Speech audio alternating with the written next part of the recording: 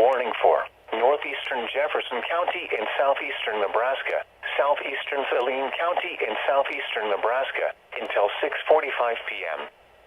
At 6:16 p.m., a severe thunderstorm capable of producing a tornado was located 5 miles north of Fairbury, or 21 miles west of Beatrice, moving northeast at 30 miles per hour.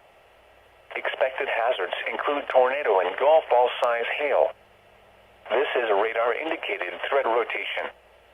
The following impacts are expected. Flying debris will be dangerous to those caught without shelter.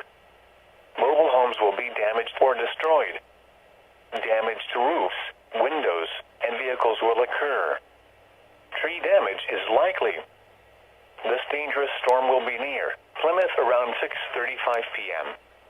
Other locations impacted by this tornadic thunderstorm include Cub Creek Recreational Area, Jensen, and Swanton. Take cover now. Move to a basement or an interior room on the lowest floor of a sturdy building. Avoid windows. If you are outdoors, in a mobile home, or in a vehicle, move to the closest substantial shelter and protect yourself from flying debris.